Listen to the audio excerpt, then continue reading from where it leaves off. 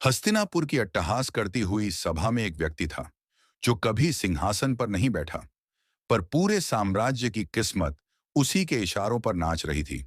उसका नाम था शकुनी। गंधार का राजकुमार शकुनी अपनी बहन गांधारी के विवाह के साथ ही हस्तिनापुर आया था।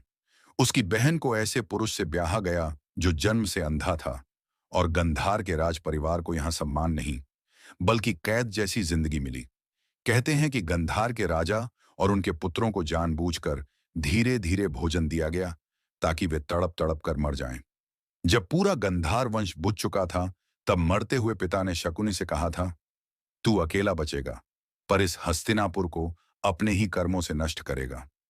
उस दिन शकुनी ने हथियार नहीं उठाया, उसने अपनी बुद्धि को ही शस्त्र बना लिया। हस्तिनापुर में रहते हुए उसने देखा कि धृतराष्ट्र का पुत्र दुर्योधन भीतर ही भीतर पांडवों से जल रहा है। शकुनी ने उसी जलन में घी डाला।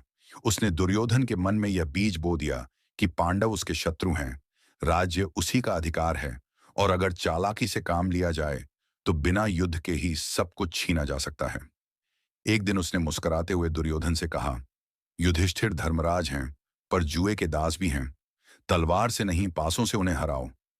फिर वह सभा सजी, पासे बिछे, और शकुनी के हाथों ने ऐसी चाल चली कि युधिष्ठिर एक एक कर सब कुछ हारते चले गए। राज्य, धन, स्वयं को, और अंत में द्रौपदी को भी। जब द्रौपदी को सभा में घसीट कर लाया गया तो शकुनी शांत खड़ा सब देख रहा था।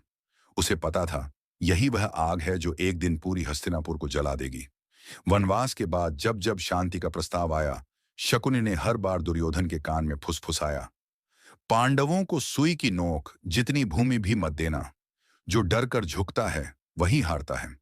कर्ण, भीष्म और द्रोण के नाम पर उसने कौरवों को ऐसा अहंकार दे दिया कि वे समझ बैठे, दुनिया की कोई शक्ति उन्हें हरा नहीं सकती। और फिर वह दिन आया जब कुरुक्षेत्र का मैदान रणभूमि बना। तलवारें चमक रही थीं, शंखनाद गूंज रहा था, पर इस युद्ध की असली शुरुआत उस मैदान में नहीं हुई थी। वह तो बहुत पहले शकुनी के टूटे हुए हृदय और बदले की अग्नि में जन्म ले चुका था।